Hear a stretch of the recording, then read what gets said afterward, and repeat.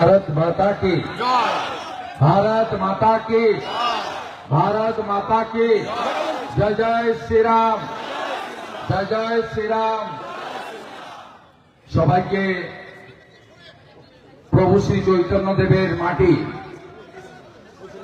নদিয়া নগরে এবং মহাকবি প্রাতঃস্মরণীয় পূজ্যপাদ মহান ব্যক্তিত্ব কৃত্তিবাস বাবুর স্মৃতি বিজড়িত এই পবিত্র ভূমিতে আমি আন্তরিক সনাতনী অভিনন্দন, রাষ্ট্রবাদী ধন্যবাদ জ্ঞাপন করি।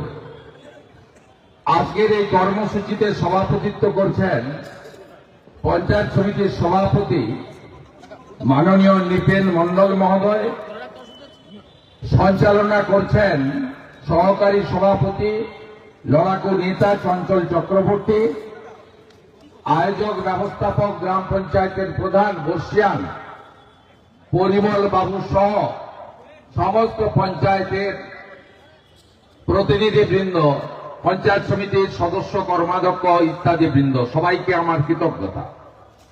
মঞ্চে উপবিষ্ট আছেন এই জেলার রাষ্ট্রবাদী প্রচারিকা শ্রীমতী অপর্ণা নন্দী মহোদয়া, স্থানীয় বিধায়ক যার উৎসাহে আমার এখানে দ্বিতীয়বার আগমন এই মাটিতে এবং ফুলিয়াতে পঞ্চমবার আগমন, মাননীয় পার্থসারথী চ্যাটার্জি বাবুদা, প্রাক্তন মন্ত্রী বিধায়ক বঙ্কিম ঘোষ, লোকপ্রিয় বিধায়ক অসীম বিশ্বাস, আমাদের মধ্যে বর্ষিয়ান নেতৃত্ব অবিভক্ত মানে আমাদের নদিয়া জেলার আশুবাবু আছেন, শ্যামাপ্রসাদ বিশ্বাস, স্বপন ঘোষ এবং নিরঞ্জন বিশ্বাস সহ আমাদের একাধিক বিশিষ্ট ব্যক্তিরা এবং যারা এই সুন্দর একটি সৃষ্টি তৈরি করেছেন, যিনি মূর্তি তৈরি করলেন এবং যারা মহাকবি কৃত্তিবাস বাবুর এই স্মৃতিকে ধরে রেখেছেন, তাদের প্রত্যেককে আমি নতমস্তকে কৃতজ্ঞতা এবং অভিনন্দন জানাই। আমাদের যে মূল কাজ পঞ্চায়েত সমিতি এবং গ্রাম পঞ্চায়েতের উদ্যোগে মূর্তির আবরণ উন্মোচন, এই শুভ এবং পবিত্র কাজটি আমরা করেছি। এখানে এই উপলক্ষে একটি সভা হচ্ছে, যেটা মূলত সনাতনীদের একটি সম্মেলনের আকার ধারণ করেছে, যেখানে মান্যবর সাংসদ, শিক্ষক, জগন্নাথ সরকার সহ অনেকেই বক্তব্য রেখেছেন ইতিমধ্যে। এবং যেহেতু আজকে মন কি বাতের প্রোগ্রামে আমরা অংশগ্রহণ করে আমি এসেছি, বিলম্ব হয়েছে, সূর্য অস্তাচলে এলাকার বিধায়ক পার্থসারথী চ্যাটার্জি সহ অনেক সুবক্তা থাকলেও তারা আমাকে অল্প কিছু কথা নিবেদন করার সুযোগ করে দিয়েছেন। আমি ধন্যবাদ জানাবো নৃপেন বাবু এবং চঞ্চল বাবুদের, পরিমল বাবুদের আমার মাটি আমার দেশ যে কার্যক্রম যশস্বী প্রধানমন্ত্রী নরেন্দ্র মোদীজির উদ্যোগে হয়েছিল, তাতে এখানে পশ্চিমবঙ্গ প্রদেশ ভারতীয় জনতা পার্টির পক্ষে আমি কলস নিয়ে মাটি সংগ্রহ করতে এসেছিলাম। সেদিন আমি এখানকার পঞ্চায়েত এবং পঞ্চায়েত সমিতি, যেহেতু আমি যে দলের বিধায়ক বা যে দল আমাকে বিরোধী দলনেতার দায়িত্ব দিয়েছে, বিশ্বের সর্ববৃহৎ রাজনৈতিক পার্টি, নেশন ফার্স্ট মন্ত্রে দীক্ষিত রাজনৈতিক পার্টি, ডক্টর শ্যামাপ্রসাদ মুখার্জি সৃষ্ট রাজনৈতিক পার্টি ভারতীয় জনতা পার্টি, তাদের পঞ্চায়েত এবং পঞ্চায়েত সমিতিকে বলেছিলাম এখানে অনেক কাজ বাকি আছে, কিছু কাজ আপনাদের করতে হবে। সেই ইচ্ছাকে মর্যাদা দিয়ে, আমার বলা কথাকে সম্মান জানিয়ে এখানে তারা মোট 21 লক্ষ টাকার নানাবিধ উন্নয়নমূলক কাজ করেছেন। তাই এই পঞ্চায়েত সমিতিকে আমি কৃতজ্ঞতা জানাই। এবং আমি আরো খুশি 23-এর পঞ্চায়েত ভোটে ফুলিয়াতে আমি এই পঞ্চায়েত সমিতি তৈরি করার জন্য এলাকার গণদেবতা জনতা জনার্দনকে আমি অনুরোধ করেছিলাম এবং আপনারা অনেকের সাথে আমার অনুরোধ রেখেছিলেন। তাই আমি খুশি তারা ভালো কাজ করছে সীমাবদ্ধ ক্ষমতার মধ্যে দাঁড়িয়ে বিডিও এসডিও ডিএম জেলা পরিষদের অসহযোগিতার পরেও। আজকে এখানে যখন সমবেত হয়েছি তখন মনটা একটু ভারাক্রান্ত।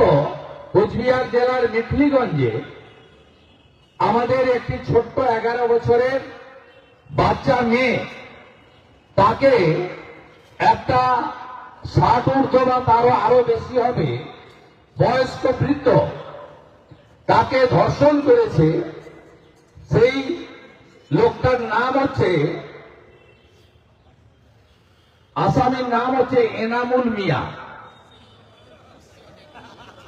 তিনি, তার ছবিটাও আপনি দেখবেন জামালদহে। দেখুন, একে দেখুন।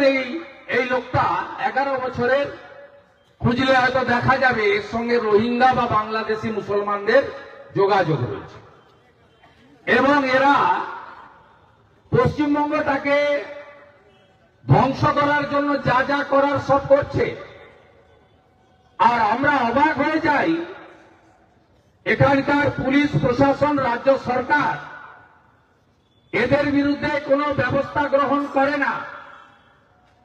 আপনি 2019 সাল থেকে উপর্যুপরি দেখবেন পরপর কয়েকটা ঘটনা। প্রথমে সিএএ আইন যখন এলো, তাকে এই মুখ্যমন্ত্রী এনআরসি নাম করে খেপিয়ে দিয়েছিল এদের। সেদিন মালদার শামসি থেকে একেবারে সাঁতরাগাছি উলবেড়িয়া পর্যন্ত গোটা রাজ্যে আগুন জ্বালানো হয়েছে। জাতীয় সড়ক, রেল লাইন, হাজারদুয়ারির মতো ঐতিহ্যপূর্ণ রেলকে পর্যন্ত জিয়াগঞ্জ আজিমগঞ্জে পুড়িয়ে দেওয়া হয়েছে। শুধু 19 থেকে নয়, গত সপ্তাহে যেদিন মাননীয় প্রধানমন্ত্রী মালদা সফরে এসেছিলেন, তার আগের দিন 16 এবং 17 পরপর দুদিন বেলডাঙ্গাতে একই দৃশ্য জাতীয় সড়ক এবং ট্রেন লাইনে আপনারা দেখেছেন। পরে প্রমাণ হয়েছে ঝাড়খণ্ডে যিনি, যাকে মেরে ফেলা হয়েছে বলে প্রচার করে হিন্দুদের হোটেল ভাঙলো, ট্রেন লাইন ভাঙলো, জাতীয় সড়ক অবরুদ্ধ রাখলো 6 ঘন্টা। এ রাজ্যে সরকার আছে, পুলিশ আছে। তারপরে গতকাল আরেক তৃণমূলের বর্ধমানের কাউন্সিলরের নেতৃত্বে বর্ধমান রেল স্টেশনে এসআইআর নিয়ে কথায় কথায় রেল আটকাও, জাতীয় সড়ক আটকাও। কোথাও মাইক্রো অবজারভারকে মারছে, কোথাও ধর্ষণ করছে নাবালিকা কন্যাকে, আবার কোথাও ভারতীয় জনতা পার্টির কালনার সোশ্যাল মিডিয়া ইনচার্জ একজনের নাম 3 জায়গায় ভোটার লিস্টে আছে। কালনা পৌরসভার 2টো জায়গায় আছে আর নবদ্বীপে আছে। কেন তুমি 7 নম্বর ফর্মে অভিযোগ করেছ, তাকে রক্তাক্ত করছে? এগুলো হচ্ছে কেন জানেন? আমরা যারা রাষ্ট্রবাদী বা সনাতনী, আমরা সবাই ঐক্যবদ্ধ হতে পারছি না। ঐক্যবদ্ধ আপনাকে হতে হবে, এছাড়া আমাদের কোন হিন্দুদের যাওয়ার কোন জায়গা নেই। আর এই মুখ্যমন্ত্রীর নেতৃত্বে এরা সব সময় মতুয়া ধাম, ঠাকুরনগর, ঠাকুর বাড়িতে লড়াই লাগিয়ে দাও, বৈষ্ণব সমাজের মধ্যে লড়াই লাগিয়ে দাও, নমশূদ্রদের মধ্যে লড়াই লাগিয়ে দাও, আদিবাসী কুর্মী লাগিয়ে দাও, পাহাড়ে লেপচা, ভুটিয়া, তামাং, রাই 11টা বোর্ড করে ভাগ করো। কাউকে বলবেন তুমি হিন্দি ভাষী, কাউকে বলবেন তুমি বাংলা ভাষী। এই মুখ্যমন্ত্রীর মুখ থেকে কখনো শুনেছেন যে মেটিয়া বুরুজের মুসলমানরা উর্দুতে কথা বলে আর নদিয়ার চাপড়া করমপুরের মুসলমানরা বাংলায় কথা বলে শুনতে পাবেন না। বলবেন বলবে ও তো গুজরাটি, ও তো উড়িয়া, ও তো অসমিয়া, ও তো বিহারি। এই করে আমাদের রাষ্ট্রবাদী এবং সনাতনীদেরকে বিভক্ত করতে চায়। বন্ধু, আপনি বলুন তো, কালীগঞ্জের বুথগুলো দেখুন, একসঙ্গে যদি 100-র মধ্যে 90টা ভোট ওদের দেয়, আমরা কেন পশ্চিমবাংলার হিন্দুরা 100-র মধ্যে 90টা ভোট আমরা সনাতন সংস্কৃতিকে যারা বাঁচাতে চায়, ভারতীয় সংস্কৃতিকে যারা বাঁচাতে চায়, সেই ভারতীয় জনতা পার্টিকে ভোট দেব না? গত লোকসভা নির্বাচনে এই এলাকায় আপনারা অনেক ঐক্যবদ্ধ। আপনাদের মাধ্যমে আমি রাজ্যের সমস্ত রাষ্ট্রবাদী এবং সনাতনীদের কাছে প্রার্থনা করব যে 54% ঐক্যবদ্ধ হয়েছেন আপনারা। আপনারা যদি 80-85% ঐক্যবদ্ধ হন, যা মালদা জেলার উত্তরে হয়েছে, তাহলে দেখবেন পশ্চিমবাংলায় এই নজরুল মিয়ারা কোন কন্যা বোন দিদিদের দিকে তাকাতে পারবে না। কোথায় কোথায় রাস্তা অবরোধ, জাতীয় সড়ক অবরোধ, ট্রেন থামিয়ে দেওয়া, পাথরবাজি করতে পারবে না। আপনারা ভারতীয় জনতা পার্টিকে আনতে গেলে হিন্দু শক্তিকে ঐক্যবদ্ধ হতে হবে, কারণ এটা রাষ্ট্র নির্মাণ এবং আমাদের এই পশ্চিমবঙ্গকে রক্ষা করার লড়াই। অত সহজে আমরা বাঙালি হিন্দুদের হোমল্যান্ড পশ্চিমবঙ্গ পাইনি। 1947 সালে 20 জুন পশ্চিমবঙ্গ বিধানসভা, এখন যার নাম তখন আইনসভা, ডক্টর শ্যামাপ্রসাদ মুখার্জি আর বাইরে স্বামী প্রণবানন্দ, তাদের লড়াইতে আমরা পেয়েছি। নইলে মোহাম্মদ আলী জিন্না চেয়েছিলেন সমগ্র কলকাতা সহ অবিভক্ত বঙ্গকে তিনি নিয়ে যাবেন পাকিস্তানে। এই নদিয়া জেলার অনেক অংশে 17ই আগস্ট স্বাধীনতা দিবস পালন করা হয়, 15 তারিখ হয় না। তার কারণ আমরা প্রথমে পাইনি কৃষ্ণগঞ্জ সহ অনেক জায়গা আছে, বাংলাদেশ বর্ডার তীরবর্তী এলাকার অনেক মৌজা গ্রাম। এখানেও কৃষ্ণনগরের তৎকালীন রানীমা আর ডক্টর শ্যামাপ্রসাদ মুখার্জির লড়াইতে আমরা এই জায়গাগুলো ছিনিয়ে এনেছিলাম হিন্দুদের হোমল্যান্ড বলে। আজকে এই সরকার যখন হিন্দু শরণার্থীদের, কেউ কি ভালোবেসে বাংলাদেশ থেকে এসেছেন? অবিভক্ত পাকিস্তান থেকে কেউ এসেছেন? একটা পরে বাঁচার জন্য এসেছেন। বিভীষিকাময় দেশভাগ, কংগ্রেসের কলঙ্কময় অধ্যায়। আজকে দেশ যদি ভাগ না হতো, তাহলে এই যে জামাতিরা ওখানে বসে গোটা বাংলাদেশে হিন্দুদের শেষ করে দিয়েছে। দীপু চন্দ্র দাস জ্যান্ত লোককে পোড়াচ্ছে। বাংলাদেশে দুর্গাপূজার সময় বলে দেওয়া হয়েছে এই সময় আজান হবে, তোমরা ঘন্টা বাজাবে না, তোমরা মাইক বাজাবে না, ঢাক বাজবে না। আমাদের পঞ্জিকা শাস্ত্র, আমাদের সিদ্ধান্ত মতেই হোক, বিশুদ্ধ মতেই হোক, আমাদের কোন রীতিনীতি চলবে না। হাজার হাজার বছরের পুরনো সনাতন প্রথা চলবে না। ওরা ঠিক করে দেবে। সে আপনার পুষ্পাঞ্জলির টাইম হোক, কলাবল স্নান হোক, দেবীর বোধন হোক, সপ্তমীর পুজো হোক, নবমীর মহাআরতি হোক, দশমীর নিরঞ্জন হোক, আপনি করতে পারবেন না। ধুতি পরলেই মারছে, মাথায় শিখা রাখলেই মারছে, গলায় কণ্ঠি আপনার তুলসী মালা, আচার মালা দেখলেই মারছে। রতন মজুমদারকে বলল 5ই আগস্টের পরে চাকরি ছাড়বেন না ধর্ম ছাড়বেন? বলবো চাকরি ছাড়বো কি করে, খাবো কি? বাবা মা আছে, পুত্র কন্যা পরিবার, স্ত্রী আছে, 11 জনের সংসার। আমি ল্যান্ড ডিপার্টমেন্টে কাজ করি, আমার বেতনে সংসার চলে, জমি নেই, ধান হয় না। বলে তাহলে তোমাকে নাম বদলাতে হবে। রতন মজুমদার গেলেন, নোটারি করলেন, কাজী শফিউল্লাহ নাম নিলেন। রতন মজুমদারের 7 খুন মাফ হয়ে গেল। আপনি কি এই দিনটা দেখার অপেক্ষায় আছেন? এই সরকার মোল্লা ইউনুসকে সফল করছে, হ্যাঁ কি না বলুন? 550 কিলোমিটার জমি কাঁটাতারের বেড়া দেওয়ার জন্য কেন দেবে না? কাঁটাতারের বেড়া সম্পূর্ণ হলে রাষ্ট্র সুরক্ষিত হবে, দেবে না। হু করে জামাতিদের ঢোকাচ্ছে, যত গুন্ডা জিহাদিদের ঢোকাচ্ছে। কিছুদিন আগে 7 শেখ ধরা পড়ল মুর্শিদাবাদের হরিহর পাড়ায়। তিনি খাজেরি মাদ্রাসা চালাচ্ছেন 1.5 বছর ধরে, 3 বার তৃণমূলকে ভোট দিয়েছে। বাংলাদেশের হাওয়া এখানে ঢুকলো, 24-এ দুর্গাপূজায় ফালাকাটায় গিয়ে বলছে এটা আমাদের এলাকা, মাইক টাইক বাজবে না, আসর টাসর ঘন্টা ঘন্টা বাজাবেন না। মহিলারা উঠে দাঁড়ালো, বললো বাজাবো, পালালো। গার্ডেন রিচ ওরা মেজরিটি, সেখানে বললো আরতি চলবে না, আমার এই এলাকা আমাদের। ভয় পেল পূজা কমিটি। আমি চলে গেলাম গাড়ি নিয়ে, ওদের বুকের উপরে দাঁড়িয়ে মায়ের সামনে আরতি করলাম, জয় মা দুর্গা।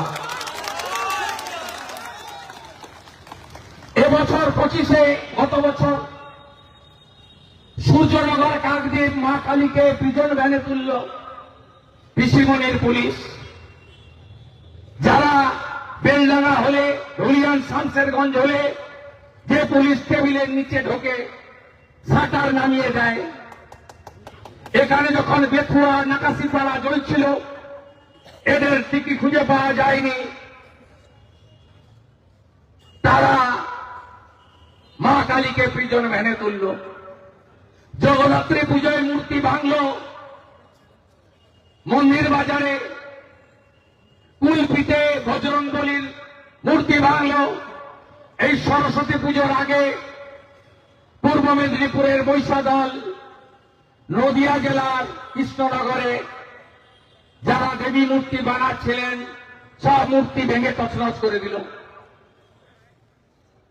গত বছর দুর্গাপূজার ফারাক্কার মহেশপুরে বাংলাদেশের হাওয়া ঢুকল নির্ঘণ্ট। এই সময় ঘন্টা বাজবে না, চণ্ডী পাঠ হবে না, ঢাক বাজবে না। আমি করলাম টুইট, পুলিশ গেল, বলে বিপদ আসন্ন, ব্যানারটা সরাও। এসবই হবে যতক্ষণ এখানে জামাতিদের সরকার থাকবে। আপনাদের বদলাতে হবে। রামায়ণের কথা পড়েছেন, রামায়ণের যিনি অনুবাদক তার মূর্তি প্রতিষ্ঠা করে তার স্মৃতি বিজড়িত স্থানে দাঁড়িয়ে সনাতনীদের ঐক্যের প্রার্থনা করব। এই তোষণের রাজনীতি থেকে বাংলাকে বাঁচানোর শপথ নিতে বলবো। গীতার রমকবাণী ধর্ম রক্ষতি রক্ষিত, এই শপথ নেওয়ার জন্য বলবো। আর ধুলিয়ান নয়, আর শামশেরগঞ্জ নয়, আর মোথাবাড়ি নয়, আর মহেশতলা নয়, আর বেলডাঙ্গা নয়, আমাদের ঐক্যবদ্ধ হওয়ার সময় এসেছে। আজকে সনাতনীদের এই বিপুল সম্মেলনের মধ্য দিয়ে প্রভু শ্রী চৈতন্য দেবের নগর নদিয়া নগরে আপনাদের সকলকে আর একবার প্রণাম কৃতজ্ঞতা জানাই, ঐক্যবদ্ধ হওয়ার প্রার্থনা জানাই এবং ভারতবর্ষের যশস্বী প্রধানমন্ত্রী নরেন্দ্র মোদীকে ধন্যবাদ জানাবো। কেন? তিনি কি করেছেন? শ্যামাপ্রসাদ মুখার্জির আত্মবলিদান, তিনি কাশ্মীরে যে ধারা 370-35-এর তার যে শপথ ছিল, আমাদের দেশে 2টো পতাকা ছিল, আর ডক্টর শ্যামাপ্রসাদ মুখার্জি বলেছিলেন এক দেশ এক নিশান, এক বিধান, এক প্রধান। এটা ছিল ডক্টর শ্যামাপ্রসাদ মুখার্জির স্লোগান। মোদীজি 370-35-এ হাঁটিয়ে দেশে 2টো পতাকাকে সরিয়ে দিয়ে একটাই পতাকা রেখেছে, যেটা আগামীকাল উঠবে প্রজাতন্ত্র দিবসে, জাতীয় পতাকা। কেন মোদীজিকে প্রণাম করব?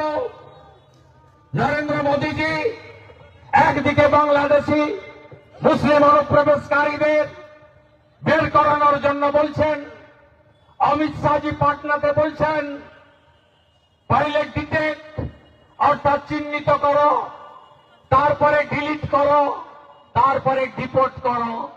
এই যে ভোটার তালিকা, ফাইনাল তালিকা বেরোনোর পরে দেখবেন ডিটেক্টও হয়ে গেছে, ডিলিটও হয়ে গেছে। আর এপ্রিলে বিজেপি এলে বাংলাদেশি মুসলিম অনুপ্রবেশকারী রোহিঙ্গাদের রাস্তা দেখাবো আমরা।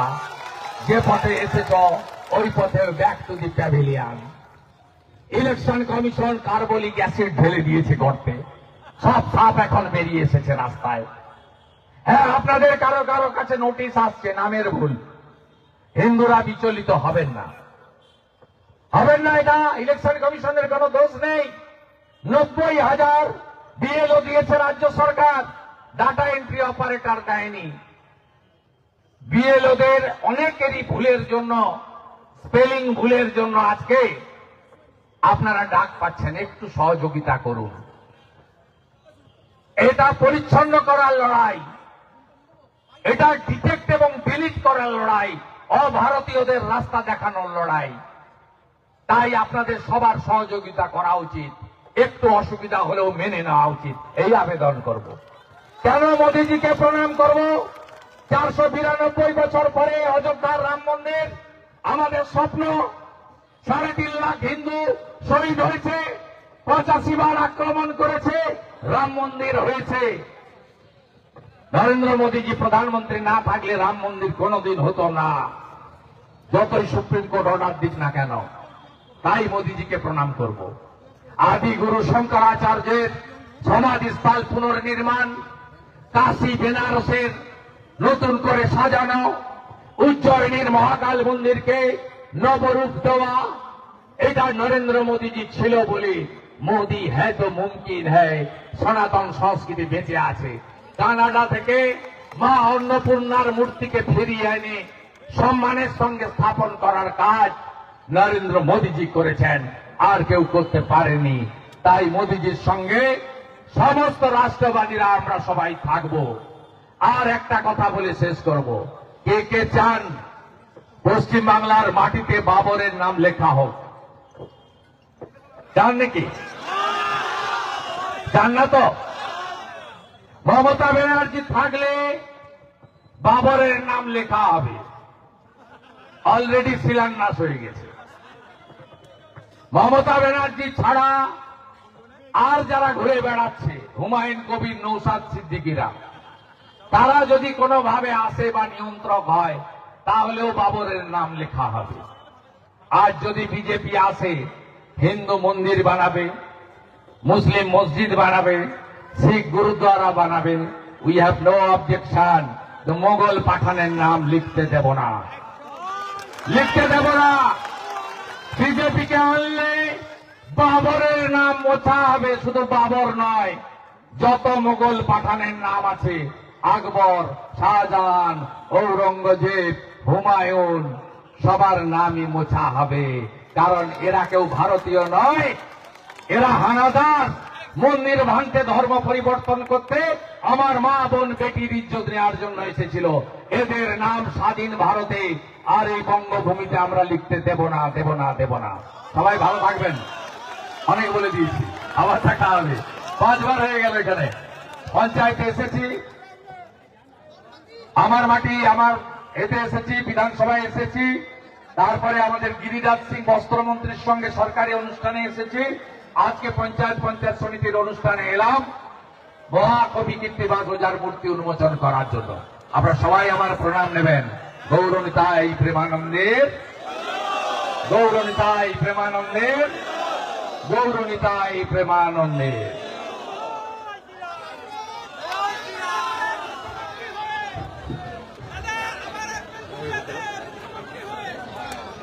আমাদের বর্ষিয়ান কার্যকর্তা, যাকে আমি ইতিমধ্যে প্রণাম করেছি, সত্যব্রত বাবু। এই জেলায় 2 সত্যব্রত বাবু ছিলেন। এক তো 98-তে প্রথম এমপি, কেন্দ্রীয় মন্ত্রী সত্যব্রত বাবু, তিনি জলুবাবু। উনি, ওনার বাড়িতে আমার যাতায়াত আছে। গোপাল মুখার্জির সঙ্গে উনি আমাকে আশীর্বাদ করেন ওনার ছেলে। আর আরেক সত্যব্রত বাবুর সঙ্গে আজ পরিচয় হলো, আমি প্রণাম জানাই।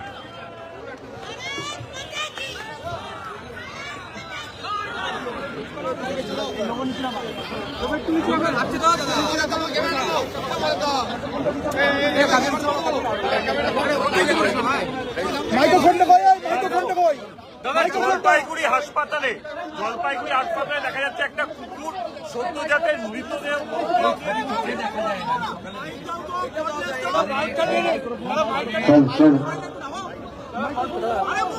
ছবি চোখে দেখা দেয় রাজ্যের মুখ্যমন্ত্রী স্বাস্থ্যমন্ত্রী সেই জন্যই ইয়ারোকে আবার মার খেতে হলো, কি বলবেন এই বিষয়ে?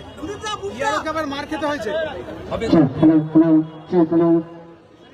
গুন্ডারা সরকার চালালে এই অবস্থা।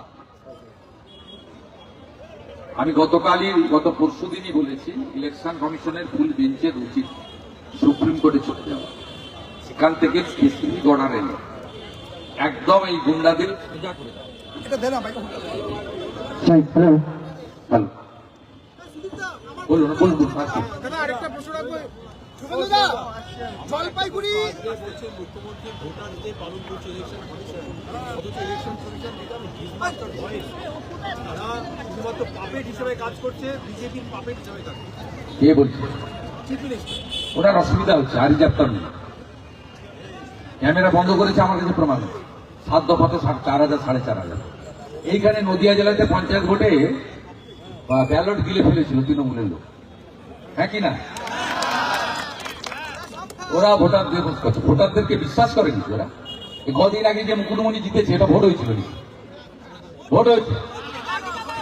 এই যে জগন্নাথ দাস জেতার পরে এমপি পদ রেখে এমএলএ পদ ছাড়লো, 21-এ উপনির্বাচন হয়েছিল শান্তিপুরে, নিরঞ্জন বিশ্বাস দাঁড়িয়েছিল, 60,000 ভোটে লুট করে হারিয়ে দিয়েছিল। ওখানে 30,000 লিড দিয়েছে 24 সালে জগন্নাথ সরকার। এরা ভোটারদেরকে বিশ্বাসই করে না, এরা কি ভোটাধিকার দিবস পালন করে?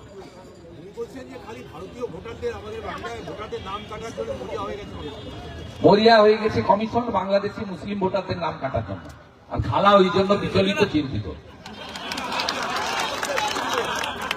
খালা তার ছেলে মেয়ে নাতি পুতির জন্য চিন্তিত। কেউ খালা বলে, কেউ আপা বলে, কেউ বুবু বলে, কেউ ফুফু বলে।